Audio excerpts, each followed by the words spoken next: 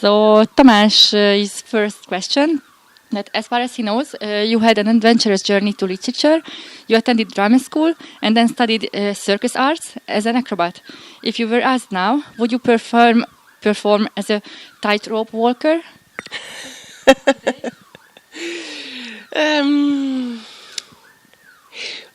I think that what I'm doing as a writer is another kind of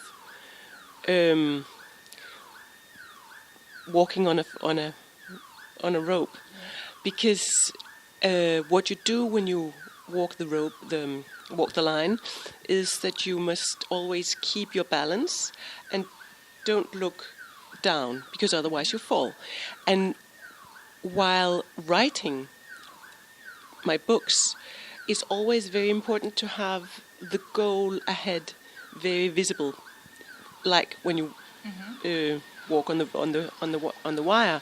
So you always have to have this goal in mind and don't look down. So I'm not sure that I would be able now to walk the wire any longer, because I was young when I learned it. But I feel somehow that that's what I'm doing now, in another sense. I see. Thank you. You directed and performed in a theater in Copenhagen for a while. Why did you leave the world of the theater? You're right. I worked for a long period after having had my my education in Paris with circus.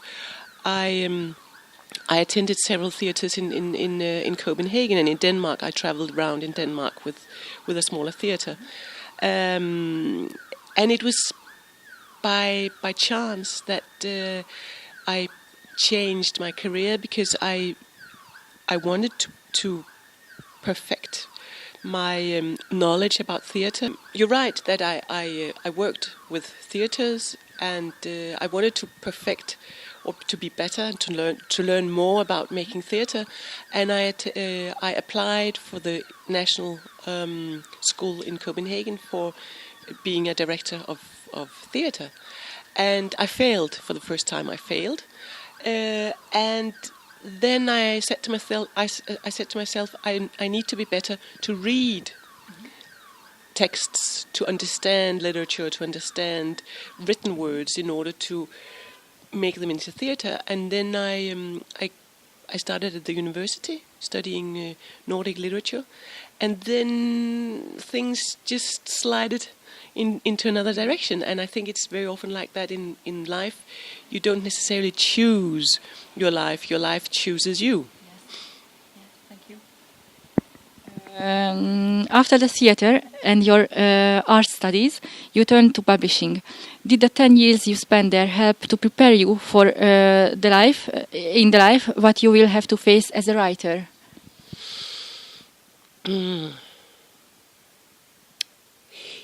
Yeah, it's a very good question. I think that in all art there is a big amount of craftsmanship. There is a big amount of steady work. There's a big amount of knowing how the motor works, so to say. And in every book there is a certain tone and a certain voice, a certain way of putting together the words. And because I worked with the very best authors in Denmark as a publisher, and I was their publisher, reading them and giving them feedback and so on, I had the opportunity to read a lot of various kinds of books and texts, and that gave me somehow a base for a knowledge about the language. And of course it's very strange for me to have my books translated into other languages, especially the languages I don't know, because I'll never be able to see how is the tone translated. But my translator Judith Kertész Judith, you say here, she is brilliantly. She's very, very careful, and she's a very wise woman with whom I've worked before. She translated my first book,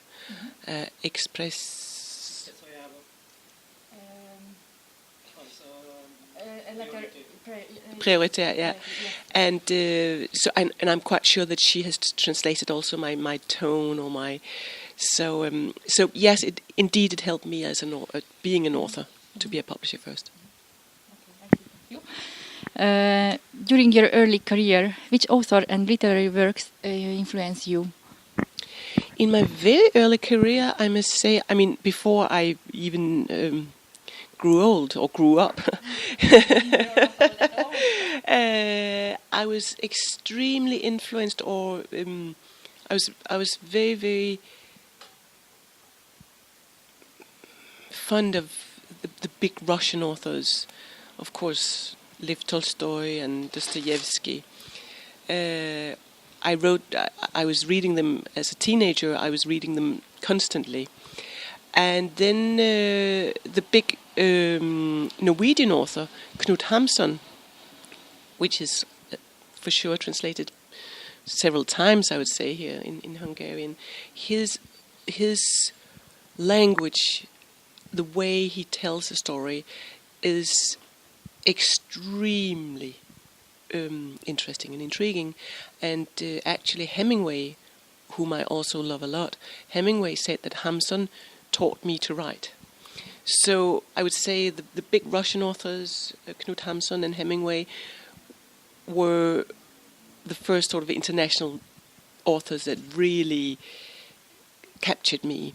And then, of course, later I've read a lot of especially a lot of Danish poetry. We have some very, very, very interesting Danish poets, and unfortunately they're not known here, except from one called Henrik Nordbrandt. He has been translated into Hungarian 2 years ago with a little book called We Danes. I don't know the title but he has a very, very interesting way of using the language and putting it together. So he has inspired me a lot as well. Your first work was an epistolary novel. Did the letters you exchanged with your family and friends in your youth mean you a lot? Yeah, it's interesting because, of course, now I don't write so many letters as I used to, because we all use the computer and we exchange opinions and ideas and send messages to each other through internet. But when I really want to get close to someone, I take the time and sit down and write letters by hand. I think writing a letter by hand is a completely different thing than emailing, because it's a handicraft work. It has something to do with the touch of the fountain pen, and yeah. So and sometimes still I do get letters from my friends, and they have a completely other influence or another meaning to me than just receiving an email or an SMS. Priority gained huge international acclaim in a very short time, both from critics and the public. How did you manage to deal with this success and the fame that came with it?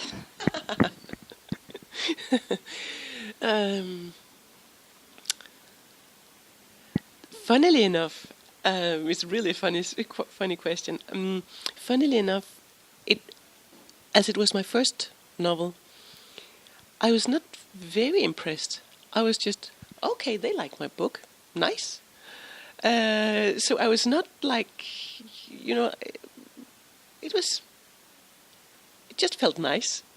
And I'm happy though that I was not very young. I was 38 when I started writing books. So I had somehow had, I had a life before, so to say.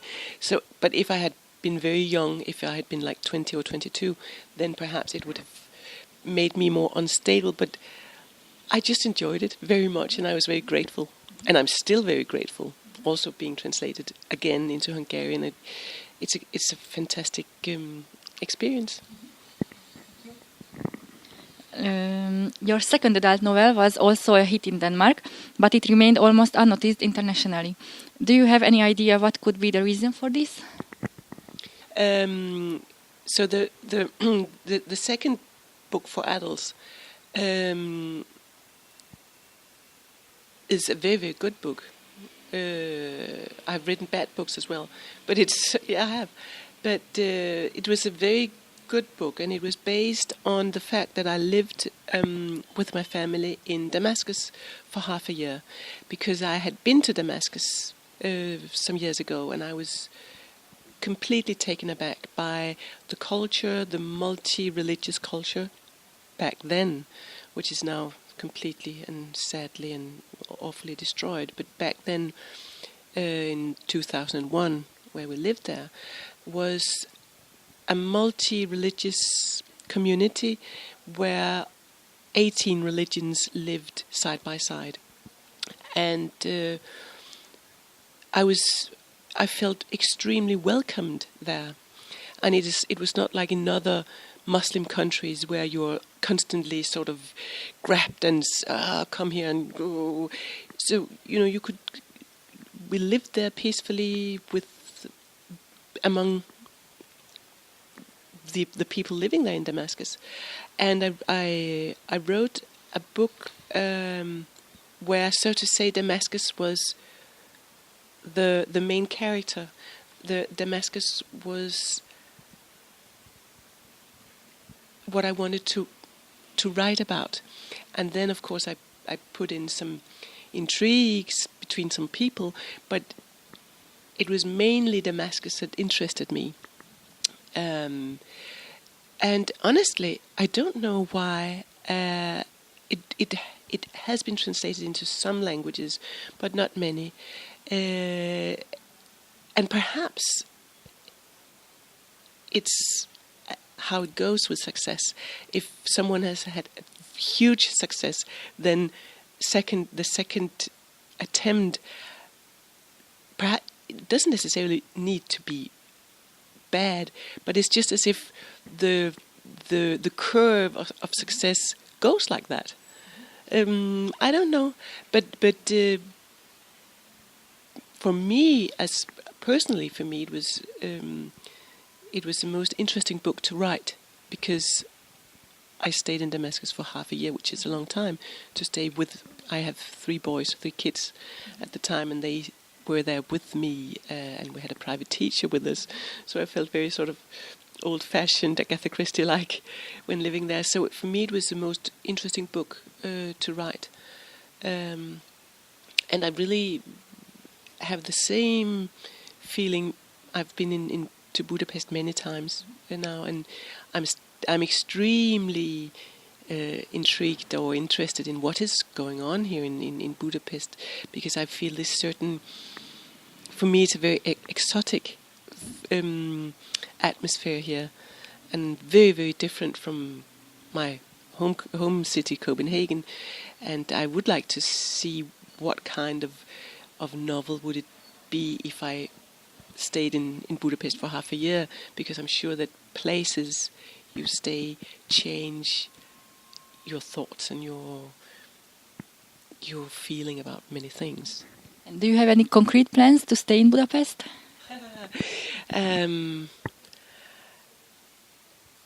I have thought of asking for some grants, because I would need to have some economic help to do it. But I have been considering it.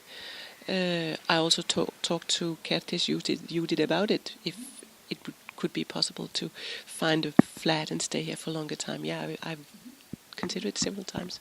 And do you plan to go to other exotic countries? Yes, I would very much like to, and I don't know why, but I very much like to go to South Korea.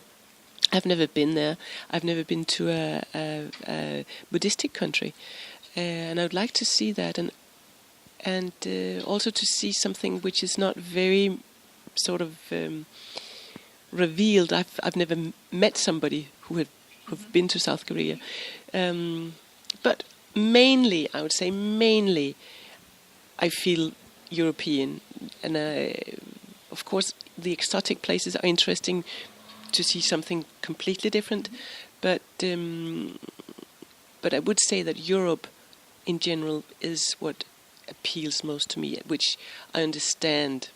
And living in Syria back then was also somehow a feeling of knowing something, because it is that part of the Middle East is where all our culture comes from. So somehow it wasn't so strange, or so, well, it was strange and it was different, but still I would suppose that South Korea is just like very, very, very strange. So I'm quite sure I would never be able to write about it, whereas I'm quite sure I'll be able to write about something taking place here in Budapest. It is well known that you also write books for children. Why did you feel that you have to try your talent in the world of children's literature?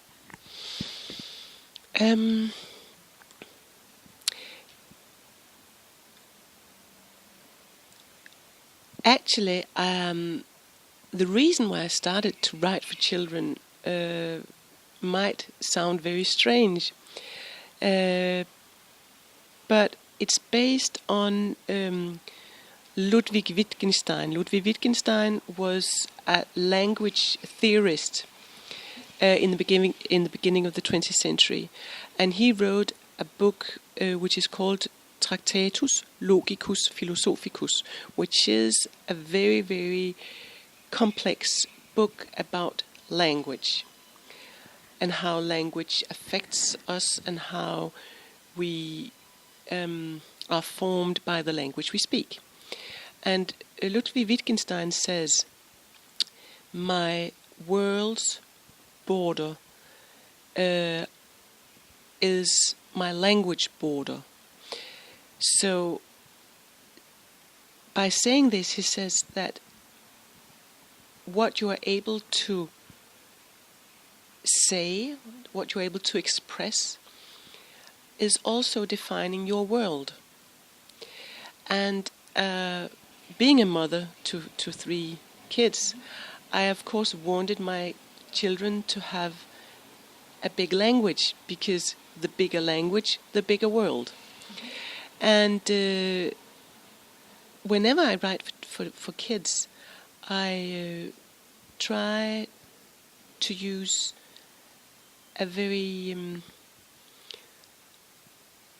nuanced language. I don't write, Igor goes to school. When he comes back from school, he sleeps. I don't write like that. I write, in a very sort of elastic language for children, because I'm quite sure that giving kids a variety of words with taste and sound and melody, I'm giving them a bigger language. So that was actually why I started to write for children. And we have, of course, Hans Christian Andersen, our big writer for kids. He did the same, and he never wrote down to children. He wrote, so to say, more up to them. He never neglected their imagination. He never neglected that kids are human beings. And in that way, we have a very, very high standard in Denmark for writing for children. So that was why.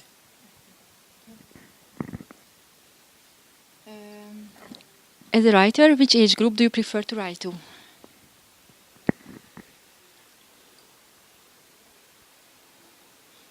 Mankind. I think. Of course, when I write to children, I'm aware that I'm writing to children, but when I write my adult books, I never think of who is going to read it. I never think of neither who is going to read it, or would they like it, or what is the critics going to say. Because if you do that, you lose your concentration. So when I have an idea to write, I just write it because I need to do it. Dominó is the second of your books that was published in Hungary. It starts with an image of a book lying alone on a bench. Where did the idea come from? The idea came from a radio emission. I heard that in Berlin, people started doing that, placing books in public places so that others could pick them up. And I thought it was such a generous thing. So it inspired me, and that was, and you have to start somewhere when you're starting a novel. And just having heard that, just being at the edge of starting this book, I said to myself, it should start there. And in Denmark, when it was published there, my Danish publishing house actually printed 20,000 copies of the book and placed it around on benches in Denmark. 20,000 copies, it was a lot. The novel takes place in Paris, and maybe due to this, it has a distinctive French character. How different would it be if it took place in, for example, London?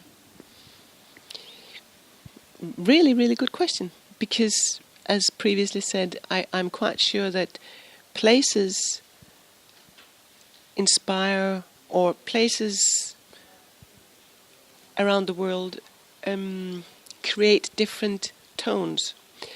And I was even not aware, when I started writing it, I was even not aware of this notion we have that Paris is by far the town of love, or it's, springtime in Paris and all this thing. I just started it while I was staying in Paris. I'm sharing a flat with some other people in Paris, so I am 3 months a year in Paris. So for me it was rather, it just felt natural to start writing it there.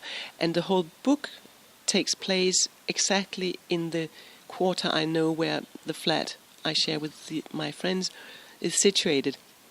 So I think you cannot write about things you don't know.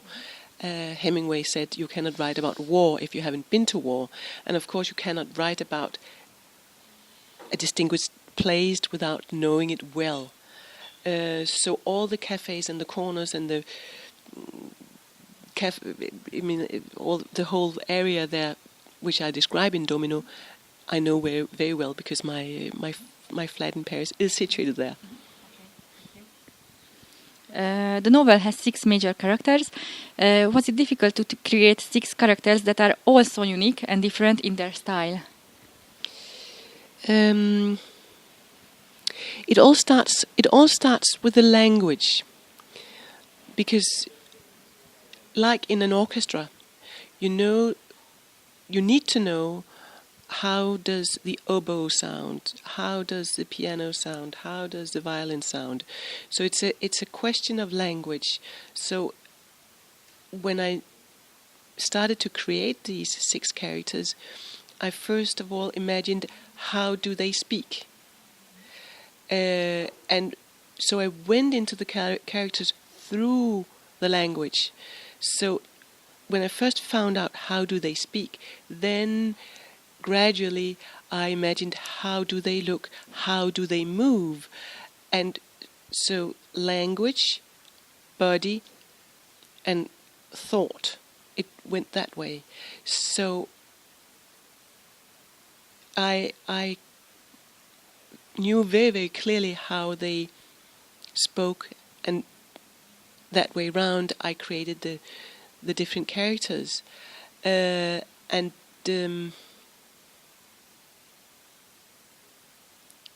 then of course it's also important that I imagined how they spoke in French. So many of the a lot of the language, even if it's written in Danish, was thought through French, because I do speak French. Mm-hmm. So that way round, for example, this old lady, Madame Fleury, which is a very distinguished, very high class, elderly lady, she used to be really a sexy lady, but now she's old, and I enjoyed very much to write her a little bit eccentric language. She's old, but still she's a little bit flirtatious, and I loved to write her character through the language. In one interview, you said that the title of the novel came up during the writing process. Is it often the case that you decide about the title after the novel has been finished? Always. Always, because when you start writing, or when I start writing a book, I know where it finishes. I always know where it finishes. But I don't know how the road to the end would be. So therefore, it's a process, and I don't know the amount, or the I don't know the volume of it until it's finished. So it's always like that. The title comes the last, and sometimes it's extremely difficult to find out a name. I've written, I don't know how many ideas down for a title. So yeah. The cover art of the Hungarian book is quite different from of the other editions. Both appearance and mood. How do you like it? I just said to my publishing house at Park here that I'm tremendously fond of it. I think it's the most beautiful cover of all of the editions. It is very Parisian. It's a little bit retro, and then it's very, very nice to touch. Mm-hmm. I'm extremely fond of it. I just regret that the other editions don't have that cover. The cover of your edition features one of the key sentences of the novel. In love, two people start on a journey together, but they never arrive as one. Do you really see love in such a bleak way? No. No. The funny thing is that even if I wrote the book, it's not necessarily me who says it. And without revealing too much, this Dominó is a book about falling in love and falling out of love. So no. Me personally, really do believe in love, and I do believe in the process, and I know that being a couple, sharing emotions, sharing life, it's an ongoing process, and hopefully, personally, I hope that this process never ends. So even if I wrote it, it's not me who says it. What do you think is more important in love, the journey or the arrival? The journey. On the Budapest Book Fair, you will take part in a discussion that is about the current situation of women. Is there any special reason for this? I was just asked to. No, I have... funnily enough, I mean, even if I'm a woman, I never felt that I write women's literature. In Denmark, and I don't know how it is here in Hungary, but in Denmark we have a lot of female writers writing about female issues. And I don't feel that I'm among that or part of that. But of course, the gender colors what we write.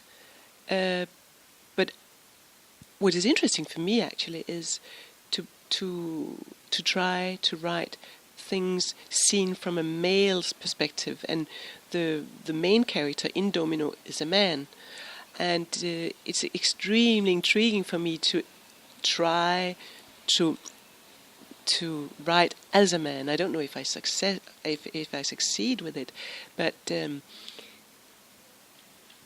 men are extremely interesting for me. So I don't feel that I'm a feministic writer at all. The only thing is that I'm extremely happy to live in a historical period and in a culture where it's possible for women to write, which is not the case in many countries now, and in the past it was completely impossible for a woman to write. So I'm very, very grateful to live in a culture and in a time where it is possible. But as for this conference, I'm interested in hearing what the other people say. As far as I know, you are not active on social sites. No, you have no homepage, no Facebook profile, and no YouTube channel, nothing. Do you have a certain dislike for these mediums, or do you have any other reasons? Well, it's my fault. I should have a homepage. It's completely stupid that I don't have a homepage, but it's. I'm very much against Facebook because I think it takes away secrets, and I like secrets. I don't like to share my life with everybody. Of course, I could have such a fan site on Facebook, but I would feel it a little bit strange. And then I know that before. Of course, I have an email address, and I receive an enormously amount of emails, and it takes a lot of time. And I know for sure that I was a better author before I started using time or spending time on the internet. So it's I have a very, very clear idea of not using time at Facebook, for example. And actually, right now, I'm writing some texts. It's not a novel, it's texts about slowness, because I think that we're using too much time on just being busy for the sake of being busy. And I'm longing to this state of mind, or this momentum where you allow yourself to be slow, to write by hand, to write letters by hand, to be bored. We're so afraid of being bored right now, and I really miss. Well, I don't miss to be bored, but I miss just to have the time to reflect and to see and to talk to each other, and not always through these medias. And how do you deal with this with your children? Are they influenced by this? Well, my children, they're grown-ups now, and they have yeah. 3 boys. The oldest one is 29 and the youngest one is 24, and they're on Facebook and so on. But we have discussed it a lot, because especially the oldest one, he also says that he's always a little bit, not feeling well, because he needs to be at Facebook. And I said, just cut it out, cut it down. Close your Facebook profile, because it gives some peace. But of course, I'm the last generation where we didn't have it. So the generation after me was born with it, and perhaps they are better to economize with these things, and I am. But I really feel it's frustrating. But of course, it doesn't make me very visible. I'm very invisible at all these platforms. So I know that I must have some kind of a homepage. Someday. How important is it for you to keep in contact with your readers? Well, if it really was important for me, then I would have a fan site or. Well, I of course I really like when people come up to me and say thank you for your book. Or so. Of course, it's, but somehow I forget that I have some readers. I forget, which might sound strange, but I forget it because I just write my books. If you were to write a bucket list now, what would you have on it? It's not an easy question. It very much has to do with travels. There are a lot of places in the world I like to see. That's evident. To